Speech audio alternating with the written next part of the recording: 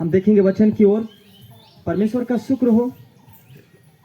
परमेश्वर का न्याय मनुष्य पर, परमेश्वर का न्याय आज आपके बीच में उतरा हुआ है। आमीन बोलो। आज प्रभु यीशु मसीह आपका न्याय करेंगे। आमीन। परमेश्वर का धन्यवाद हो। हम इस वचन को देखेंगे सपन्याह की पत्री 1 अध्याय उसका 12 वचन से 18 वचन तक।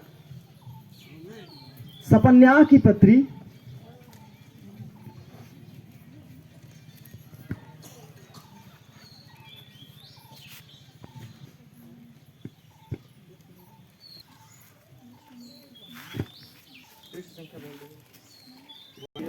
आएंगे हम इस वचन की ओर। सपन्याह की पत्री 1 अध्याय उसका 12 वचन।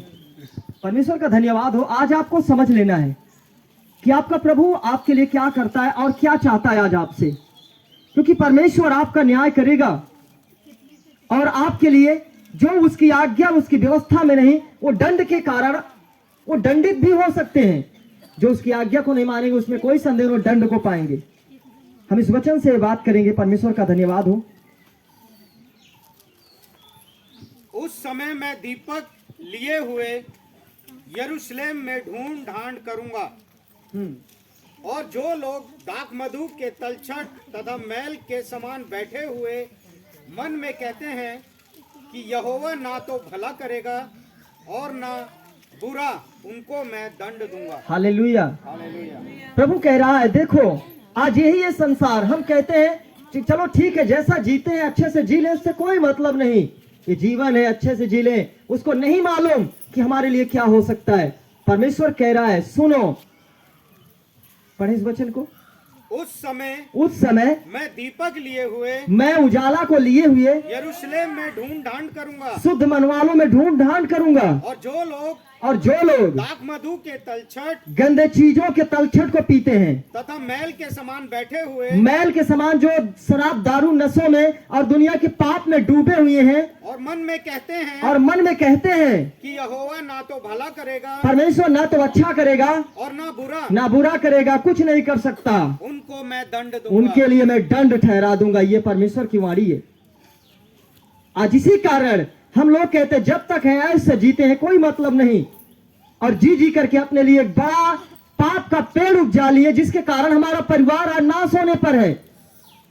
किसी को कैंसर आ रहा है, किसी को ट्यूमर आ रहा है, किसी को टीबी आ रही है, किसी को नाना प्रकार के रोग लग रहे हैं, और आज दुनिया में नहीं है। वो क्यों आया, कैसे आया? याद रखना, हर एक चीजों का कोई ना कोई तो बनाने वाला होता है। हमें इसको समझदारी के साथ समझना है। जैसे एक पेड़ को आप लगाते हो तो तैयार होता है, आपको परमेश्वर ने नियुक्त किया तो आप तैयार हो। उसी तरह गंदगियों को बनाने वाला कौन होता है? अभी जो बोल रहा था, गंदी चीज को बनाने वाला कौन होता है मनुष्य के जीवन में?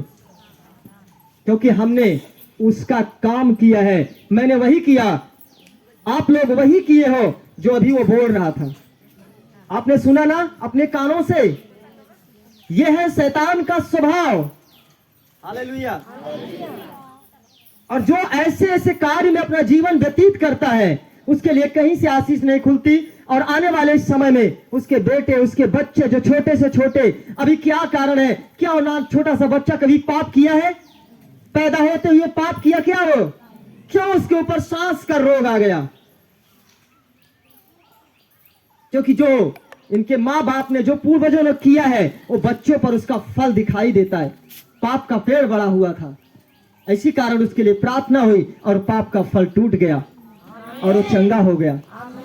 वो अनदेखी वस्तु है, उससे लड़ने वाला हमारा परमेश्वर प्रभु यीशु है। दूसरा कोई नहीं लड़ सकता ऐसी बीमारियों से। वो लड़ेगा और उसको हराकर आपको जिताएगा। यीशु मसीह हमारा, वो परमेश्वर आज आपके बीच में है। आमीन बोलो। जोर से तालियों को बजाएं और महिमा दें। हालेलुया। और आगे, तब उनकी धन संपत्ति लूटी जाएगी। हाँ, जब वो मेरी आज्ञा पर नहीं चलेंगे और दुनिया के पाप करेंगे तो उनकी धन संपत्ति लूटी जाएगी, और उनके घर उजाड़ होंगे, और उनके सारे घर उजाड़ हो जाएंगे। वे घर तो बनाएंगे, परंतु उनमें रहने ना पाएंगे, परंतु उसमें रहने नहीं पाएंगे। और वे दाख की बारियां लगाएंगे, और अच्छे अच्छे खेत में तो फल लगाएंगे, परंतु उनसे दाख मधु ना पीने परंतु पाएंगे। उसमें से दाख मधु पीने ना पाएंगे, कुछ भी नहीं पाएंगे वो। क्योंकि जब किसी मनुष्य पे, मैं आपसे पूछना चाहता हूं, जब किसी मनुष्य पर भारी विपत्ति आ जाए, मरने पर हो, तो उसको चाहे जितनी अच्छी अच्छी मिठाइयां, चाहे जितने अच्छे अच्छे वस्तु लाकर दे दो, क्या वो खाएगा पिएगा? अच्छा लगेगा? बताओ हमें, नहीं लगेगा। ऐसी जब बीमारियां किसी मनुष्य पर आएगी तो प्रभु कह रहा है वो कुछ भी खाने नहीं पाएगा, अच्छा घर बनाएगा लेकिन रहने नहीं पाएगा। कौन रह पाता है?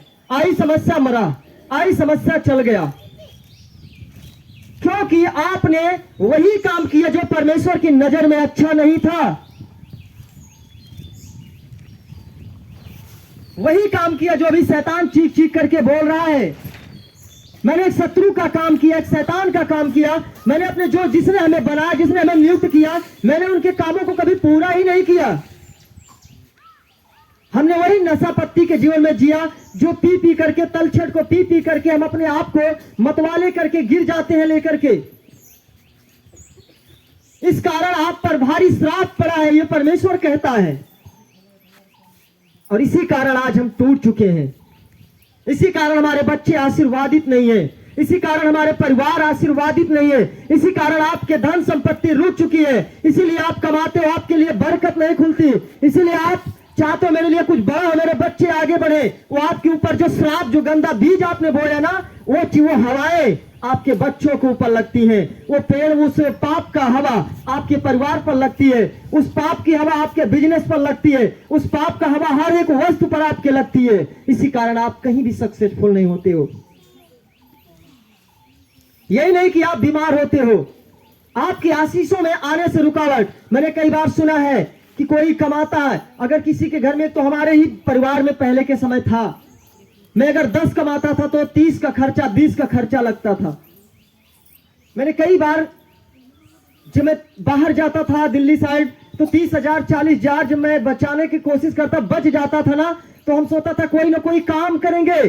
काम का नाम लेते ही घर में 40,000 की बीमारी लग जाती थी। यह हमारी गवाही है। घर में कोई ना कोई 30,000 रखे तो 40,000 खर्चा लेकर चढ़ गया। उस काम को कहने के बाद फिर हम उसमें टूट जाते थे, पूरा नहीं कर पाए। अब तक शैतान तोड़ता गया। जानवरों को पाल रखते थे, अब ये जानवर बड़ा हो चुका है, अब इस इतने पैसे का ये जा सकता है, इतना हमारा हो चुका है। मैं उसके लिए जैसे कोशिश करता था वैसे ही वो जानवर अपने आप मर जाता था बगैर बीमारी का। जानवरों को पाल रखते थे, देखते थे, सुबह बांध देते खूंटे पर, वो कितना अच्छा से उसको पालता। इतना शौकीन जानवरों को मैंने पाल रखा था, खस्सियों को और बकरियों को, बहुत सारे से जानवर मैंने पाल कर रखा जो बहुत अच्छे अच्छे थे। लेकिन ऐसे आंखों के सामने मैंने बांधा और बांध कर तो 1 घंटे के लिए बाहर जाकर आकर देखा, वो बैठे का बैठा ही रह गया बगैर बीमारी का। ये है श्राप। क्या है? क्यों मरा वो? क्योंकि हमने अपने जीवन में गंदा बीज बोया है। वो गंदी की हवा जब चलती है ना, सर्वनाश होता है मनुष्य के जीवन का। लेकिन जब खुदावंत की लहर चलती है तो सारे बंधन टूट जाते हैं। आज वही आपके लिए होने वाला है। आज सारे बंधनों से छूटोगे तुम। बोलो यीशु मसीह की। क्योंकि अब तुम उस तलछट के मतवाले नहीं बनोगे, अब तुम गाली देने वाले नहीं बनोगे, अब तुम परमेश्वर के बेटे और बेटियां बनोगे। आमीन बोलो। और जो परमेश्वर को अपने अंदर ग्रहण किया, जो उसको अपने अंदर जगह दिया, उसी दिन से वो पाप का बल टूटता जाएगा। और आज प्रभु इस कार्य को आपके लिए सिद्ध करेंगे। और आगे वचन की ओर चलें। यहोवा का भयानक दिन निकट है। यहोवा परमेश्वर का भयानक दिन निकट है। वह बहुत वेग से समीप चला आता है। वो बहुत तेजी के साथ आपके समीप आ रहा है। यहोवा के दिन का शब्द सुन पड़ता है। परमेश्वर के सामर्थ्य का समय आ गया। मेरे प्रभु का वाणी अब आपको दिन का दिन बढ़ती जा रही है। कलीसिया में लोग दिन का दिन बढ़ते जा रहे हैं, क्योंकि परमेश्वर बहुत तेजी के साथ अपने लोगों को बुला रहा है।